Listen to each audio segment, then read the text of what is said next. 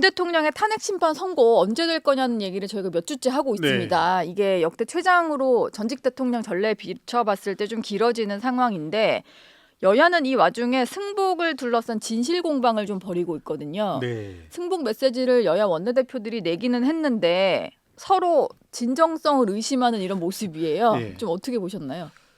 이게요. 저는 좀 우리나라의 정치 현실 혹은 민주주의가 이런 식으로 뭐 망가진 것을 좀 적나라하게 보여주고 있지 않나. 그러니까 예. 제가 뭐 시청자 여러분들에게 약간 고깝게 보이실 수 있지만 어떻게 민주주의는 무너지는 것인가 이 책에 보면 전 그 구절의 기억이 나요. 예. 초반부에 민주주의라고 하는 것은 패배를 어떻게 받아들일 것인가 하는 시스템이다. 사실 우리가 야구 경기다, 뭐 농구 경기다 하는 스포츠 경기마저도 승복해야만 스포츠가 경기가 진행이 될 수 있지 않습니까? 네. 근데 제가 소위 민주주의의 정치의 꽃이라고 하는 선거와 관련해서 우리는 선거만 발생하면 그때 마다마다 김원준이다, 그리고 또 DJ 대통령, 또 뭐 이회창, 그때 마다마다 선거 부정 논란이 있었고, 예. 그리고 심지어는 약 2주 전입니까? 윤석열 대통령 구속 취소에 관한 판결이 있었어.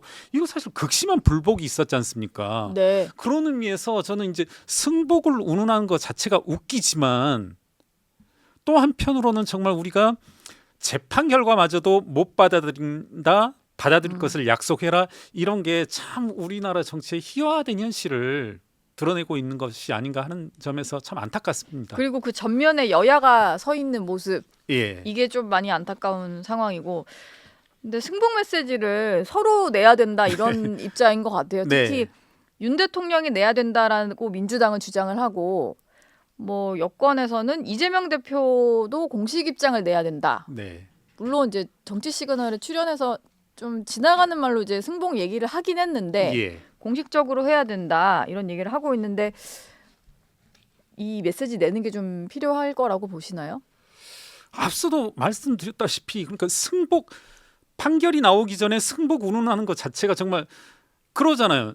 제가 우리 기자님한테 예. 너 내일 뭐 어떤 판결이 있을 건데 그거 내일 받아들여야 된다, 이런 말 하는 것 자체가 우습잖아요. 그만큼 상대를 못 믿고 저 자신도 또 어떻게 할지 모르겠다는 그런 반증인 것 같은데, 지금 진짜 서로 못 믿는 상태인 거죠. 그런 거죠. 예. 그러니까 어떻게 보면 우리나라의 두 공당들, 양대 정당들인 국민의힘과 민주당이 서로 승복 메시지를 내야 하고, 네. 그리고 또 그러더라고요. 자기들은 내면 안 된다, 우리가 왜 내냐, 그런 말씀을 막 강변하는 것을 봤는데, 이건 보면은 나는 불복하겠다. 실제 어제 뭐 이제 차를 몰면서 저녁에 이제 이렇게 집으로 향하는데 네. 민주당의 다선 의원 한 분은 우린 낼 수 없다, 어떻게 우리한테 승복하라는 그 요청을 하느냐, 황당하다, 웃긴 놈들이다, 이런 말씀을 하던데 전 그게 더 웃기더라고요. 네. 그래서 참 우리가 낼 필요 있냐? 대통령이 내야지 뭐 이런 논리군요. 예. 또 이게 어떻게 될지 모르지만 피의자가, 그리고 뭐 탄핵이냐 기각이냐 운영이냐 하는 윤석열 대통령, 저는 이건 윤석열 대통령을 감싸기 위해서가 아니라 이분이 굳이 승복 메시지를 내야 되나? 어떤 법적 판단이라고 하는 것은 특히나 윤석열 대통령에게는 강제력이 행사되는 것이기 때문에 본인의 의사와는 상관없이 집행되는 것이잖아요. 예. 좀 뭐 굳이 그럴 필요 예. 있나? 그리고 우리나라 정치 현실을 그대로 드러내는 것이기 때문에 승복 메시지보다는, 그리고 우리나라 정치인들 승복 메시지 낸다고 해서 믿을 사람 누가 있습니까? 승복하느냐? 예. 예. 그게 지금 또 그대로 드러나는 것 같아요. 예. 서로 못 믿는 상황이 그런 또. 것 같습니다. 저는 그래서 판결 이후에 기각인지 인용인지 판결 이후에 각각의 행동과 발언으로 판단해야 될 영역이라고 생각합니다. 지난달 25일에 변론이 종결이 됐거든요. 그리고 헌법재판소는 그 중간에 별도 일정을 안 잡을 것처럼 하다가 네. 뭐 4명에 대한 탄핵 선고도 했고, 어제는 네. 박성재 법무부 장관에 대한 변론도 열었어요.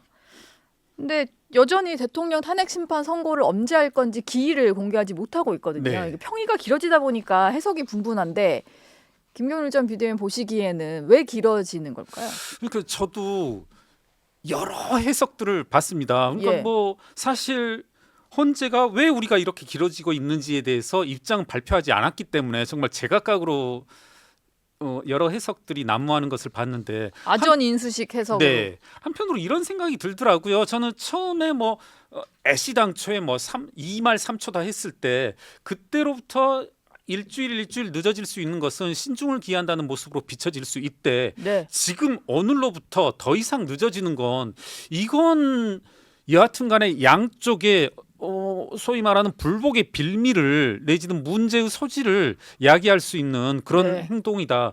굳이 한번 비유해 본다라면 우리가 바둑에서 이제 장고 끝에 악수란 말을 하거든요. 지금 이 시점 이후에 내릴 수 있는 판단이라고 하는 것이 과연 오늘 혹은 어제 내릴 수 있는 판단보다 더 좋을 수 있는 것인지 그것에 대해서도 좀 회의가 있거든요. 예. 따라서 어떤 법적 정치적 혼란을 미연에 방지한다는 차원에서도 저 역시 헌재가 조금 신속한 판단을 내려야 할 때이다 이렇게 생각합니다.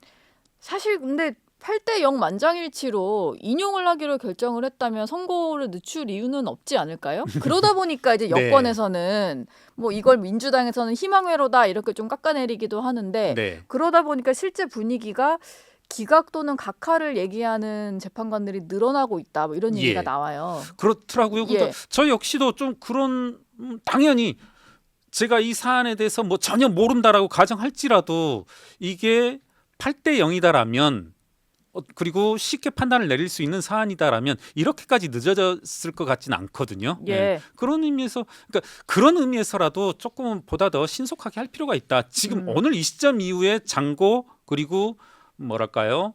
그런 모색이라고 하는 것은 별로 이렇게 국민들 눈에도 예. 좋게 보이지는 않는다. 이게 2, 3일 전에는 통지를 하니까 오늘 네. 기일을 정해서 이제 통지를 하면 금요일 선고는 가능한 상황이거든요. 오늘까지는 좀 기다려 봐야 되긴 하는데 일단 여당에서는 한덕수 국무총리부터 먼저 선고를 해서 예. 이게 왜냐면 종결된 지도 너무 오래됐기 때문에 그렇죠. 이거 결론 내야 된다 예. 이런 얘기가 좀 많이 나와요. 어제 이낙연 전 총리 같은 경우도 야권 인사임에도 불구하고 예. 한덕수 총리 빨리 선고해줘야 된다 이러셨거든요. 김경일 회계사도 비슷한 생각이실까요? 그렇죠. 그리고 예. 이제 앞서 지금 현재 미리 말씀해 주셨지만은 국무회의에 참석한 이렇게 탄핵된 인사들 중에서 마지막 이제 박성재 장관. 네. 장관 그리고 이제 한덕수 총리 이렇게 있다고 하셨는데 사실 저도 이제 이렇게 찾아보니까 한덕수 대행이 탄핵된 게 불과 12일 만이거든요. 네. 그러면 도대체 12일 동안 뭘 해야 탄핵이 될 수 있는지 제가 봤을 땐 이것을 탄핵이 인용될 확률은 극히 사실상 제로에 수렴한다라고 보거든요. 예. 이런 것에서 마저도 헌재가 주저주저하고 판단을 이와 같이 미룬다라면 계속 저의 똑같은 말씀입니다만은 국민들로부터 어떤 사법 신뢰를 던져버리는 그런 행위이다. 예. 헌재가 어떻게든 누구 선고를 하든 빨리 좀 기일을 지정을 해야 되겠다라는 생각이 드네요. 네네. 이준석 개혁신당 의원이 만약에 탄핵이 인용될 경우에 대통령이 사저 정치에 나설 거다. 예. 이런 얘기를 했어요. 물론 물리적으로 헌법재판소 결정을 불복할 수단은 없으니까 이후에 사저 정치를 한다거나 뭔가 상황 정치를 할 수 있다. 이런 식의 우려들이 예. 제기되는 건데요. 가능성이 좀 있는 얘기라고 보시나요? 어제 이제 사실 몇몇 기자분들이 또 왜 저한테 여쭤보는지 모르겠는데 저한테 전화를 해서 물어보더라고요. 예. 그런 왜? 가능성이 있냐? 굳이 전화까지 해서? 네. 왜 저에게 물어보는지 모르겠는데 근데 이제 한편으로 제가 드는 생각은 만약에 저는 바람직스럽지도 않고 또 가능하지도 않다고 생각합니다마는 윤석열 대통령이 상황 정치를 할 수 있기 위해서는 그것을 시행할 수 있는 손발이 있다는 말씀이고 결국은 제가 애둘러 말씀드리지 않겠습니다. 국민의힘 의원들이 그와 같은 역할을 일종의 스피커 역할을 노골적으로 말씀드린다라면 윤석열 대통령이 재임 시절에 했던 대로 저녁이면 국회의원들 불러다가 예. 같이 술자리 만들고 그 다음 날 그 국회의원들이 전 머릿속이 많이 그려지더라고요. 술자리에서 윤석열 대통령이 했던 말을 그대로 반복함으로써 일종의 당무 개입 논란도 있었고 예. 그런 것들이 반복됐는데 결국은 전 이것은 국민의힘 의원들의 태도에 달려 있다. 이 부분은 조금 대단히 불만스럽고 한 부분인데 제가 짧은 기간이나마 비대위원으로 있었을 때도 네. 그 부분이 좀 이해가 안 되더라고요. 왜 한 분 한 분이 사실 제가 뭐 아버지로부터 무슨 말을 듣다 하더라도 요즘 같은데 제가 아버지 말을 그대로 어디 가서 이야기하고 행동할 필요는 없지 않습니까? 네. 개별적으로 독립적으로 해야 되는데 예. 왜 이와 같은 국민의힘이 용산으로부터 독립해야 된다 말아야 된다 뭐 그런 질문도 많이 받고 있었는데 왜 그런 논란이 있는가? 네. 결국 그건 국민의힘 의원들의 태도에 달려 있다. 음. 이준석 의원이 그런 부분을 한편으로는 아프게 지적하고 있는 게 아닌가? 예. 상황 정치든 사저 정치든 간에 그걸 대통령이 하고 싶다고 할 수 있는 게 아니라 네. 손발이 되어주는 의원이 있어야 가능한 거니까. 네, 그 그렇습니다. 의원들 하기에 나름이다. 뭐 이런 말씀이셨어요. 근데 윤상현 의원이 물론 윤상현 의원은 탄핵은 인용되지 않을 것이다. 네. 라는 주장을 하고 계신 분인데 그럼에도 불구하고 만약에 대선이 생긴다고 하면 윤심이 실린 후보가 나올 거다 이런 얘기를 좀 했어요. 예.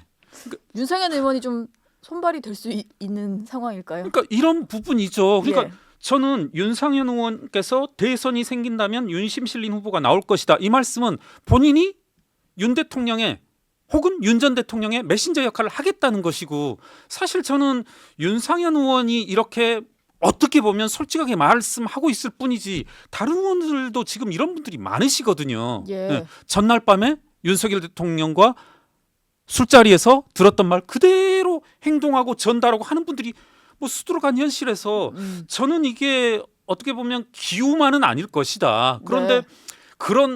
그런 순간들이 그런 행태가 하루 반복될수록 국민의힘에 대한 지지도를 떠나서 국민들의 어떤 뭐랄까요 반감 그리고 등을 돌리게 될 것이다.